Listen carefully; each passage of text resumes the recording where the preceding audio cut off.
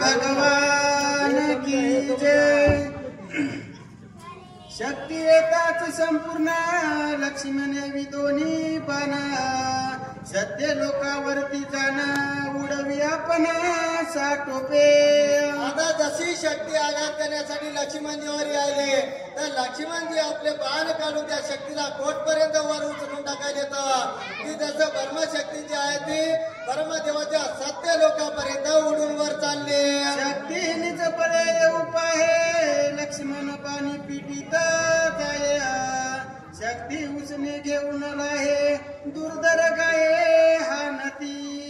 शक्तीचं कार्य कसं होतं बांधीलपणानं होतं जसं की आपण गडी ठेवला म्हणजे जे काय धन्यानं काम सांगलं तेवढं गड्याला निश्चित करावंच लागतं। तशा प्रकारे जी ब्रह्मशक्ती आहे ती रावण टाकायला बीबी लक्ष्मणजीवर परंतु शक्ती बी काय काय ब्रह्मशक्ती जी आहे ती आपलं जे कार्य आहे ते लक्ष्मणजीवर आघात करण्याचं ते त्या शक्तीच्या न व्हायला गेलं। शक्ती तळपोनी गुप्त गती अंगी तळवया पेटपतिया लक्ष्मणे गडग घेऊन हाती उडवली मागुती सत्य लोका। आता शक्तीला वाटलं की आता हे डोळ्यानं दिसलं तर हे आपल्यावर आघात डबल करायला येतं मग गुप्तपणानं काय झालं ब्रह्मशक्तीनं लक्ष्मणजीवर आघात करण्याचा प्रयत्न केला तर आपली जी तलवार आहे ती याच्यातून मान्यातून काढली आणि त्या तलवारीनं लक्ष्मणजीनं शक्तीला सत्य लोकांपर्यंत हाणून वाट लावल्या। गडग गायाच्या खनानी शक्ती छेदिता रणांगणीय तिगण्या उसळल्या गगनी जेविता रंगणी नभशोभा।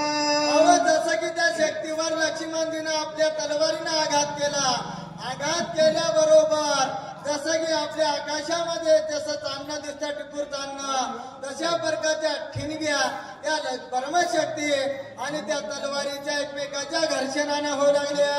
लक्ष्मण हसता सवाचित होऊ न शके शक्ती पात हे जाणून लंकनाथ कर शरणार्थ ते ऐका। आता काय झालं रावणाला कळालं की हा सावचित जोपर्यंत लक्ष्मण आहे तोपर्यंत आपली जी ब्रह्मशक्ती आहे ती या लक्ष्मणजीचं काहीही वागणं करू शकत नाही मग आपण कोणती युक्ती करू म्हणून रावण विचार करायले। लक्ष्मण विराती गडा चुक संधानी नित्य निदडा शक्ती येऊने दिअंगकडा लाविले वेडा लंकेशा।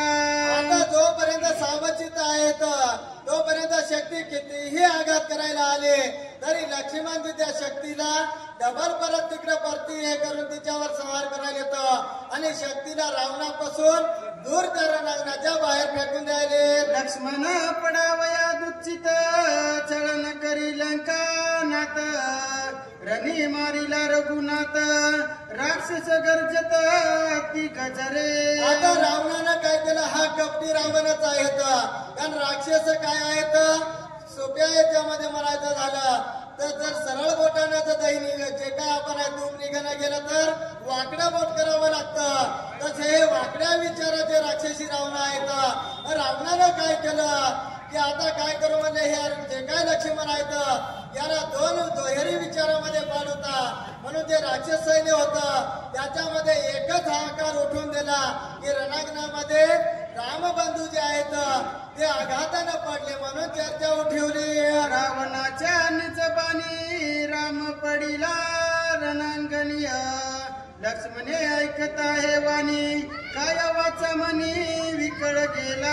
आता काही क्षणापुरतं का होईना परंतु रावणानं जे काय सैन्यामध्ये आपले हातकार फेकून दिलता की काय झालं लक्ष्मण जे काय राम आहे तर रामबंधू याला आमच्या सैन्यानं मारलेलं विकळ केलेलं आहे ही वार्ता कोणाच्या लक्ष्मण बंधूच्या कानावर आली। मन झाले संचित धनुष्य विकळी गेला हात राम विरह अति दुःखित तव शक्तिपात आदळला। माझा बंधू या रणांगणामध्ये पडलेला आहे आणि त्याचा आघात या रावणाच्या राक्षस सैन्यानं केलेला आहे एवढं ऐकल्याबरोबर जे काय रावण जे काय लक्ष्मण जे आहेत त्याच्या हातातील धनुष्य आहे ते आपोआप खाली गळून पडलेलं आहे. शक्ती भेद तार दयासी रामस्मरण सोमित्रासिया शक्ती भेद झाला हृदयासी वर कांतीसी लागली. जसं की रावणाचं जे कार्य होतं ते साध्य झालं, कारण लक्ष्मण बंधू सावचित होते तोपर्यंत शक्ती त्यांना काही करू शकत नव्हती. मग आता काय झालं, जे लक्ष्मण बंधू आहेत दुहेरी विचारामध्ये मनस्थितीमध्ये असते वेळेस जी ब्रह्मशक्ती आहे ती येऊन लक्ष्मण बंधूच्या हृदयावर जे की वर पाहणी शक्ती आहे ती फक्त त्यांच्या वरच्या शरीरावर आघात केलेला आहे. जेथे श्रीरामाचे स्मरण तेथे सर्वदा नरिगे मरण शक्ती बापुडी ते कोणा वर कांती जाणार लागली. ज्यांच्या अंतरात्म्यामध्ये प्रभू रामचंद्राचं नामस्मरण असतं, नामस्मरण करणाऱ्याला आणि रामाचं नाम ज्याच्या ओठामध्ये आहे त्याला जी शक्ती आहे किंवा कोणताही प्रकारचा आघात जो आहे तो त्याचं काहीही करू शकत नाही. म्हणून बोलायले